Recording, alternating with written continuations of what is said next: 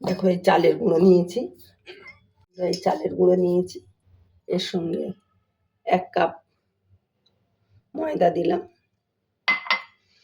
ময়দা দেওয়ার পরে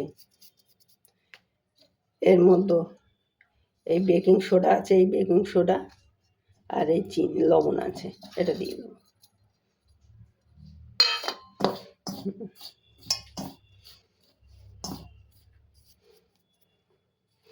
এবারে চিনি পরিমাণ মতন দেবো। এই যে চিনি দিয়ে দিলাম, যে যেমন খাবে চিনি সেরকম চিনি দিয়ে দেবে। এই দিয়ে দিলাম।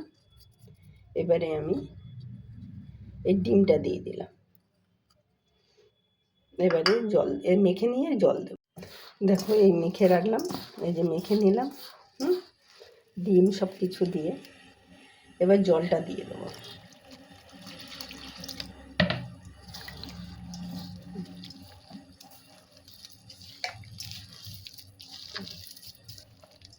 যতটা জল দিয়েছি আবার অতটাই জল লাগবে।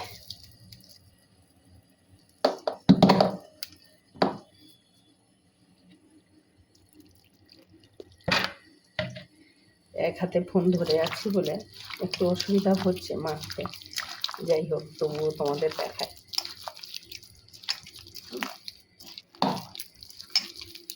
এতে আরো জল খাবে।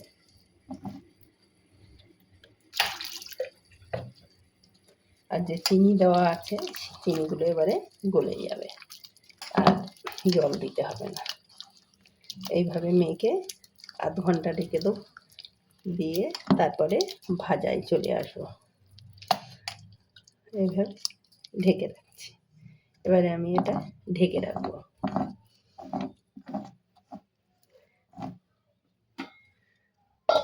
দেখো আমি ঢেকে দিলাম।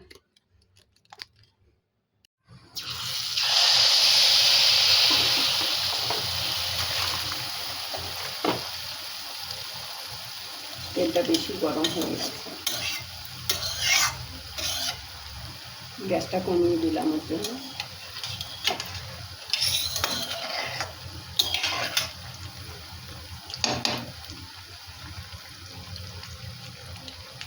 আবার গ্যাস জোরে দিলাম।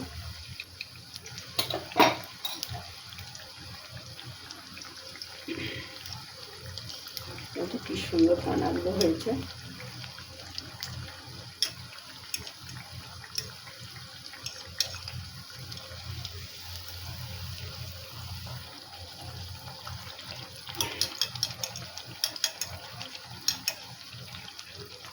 প্রত্যেকটা সুন্দরভাবে ফুলছে,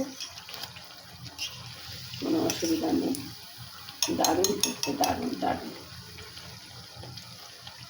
এইভাবে সমস্ত পিঠেটা রেডি করে নিই, তারপরে দেখছো কি সুন্দর ফুলেছে। তেলের পিঠের গোলা সবসময় ভাজতে ভাজতে যত সময় যাবে তত সুন্দর ফুলতে থাকবে। এটাও ফুললো দারুণ সুন্দর। আর দেখো কত ছিদ্র হয়ে গেছে।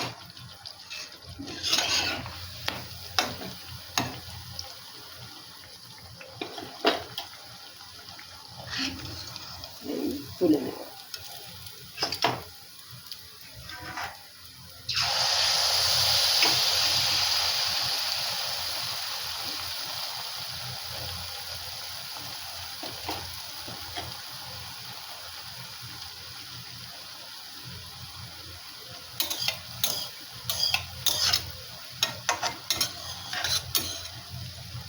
দারুণ ফুলছে। এরকমভাবে প্রত্যেকটা ফুলবে, প্রত্যেকটা সুন্দরভাবে হয়। কেনা চালের গুঁড়ো দিয়েই করছি, কিন্তু দারুণ হয়। এটা কত ছিদ্র হয়েছে।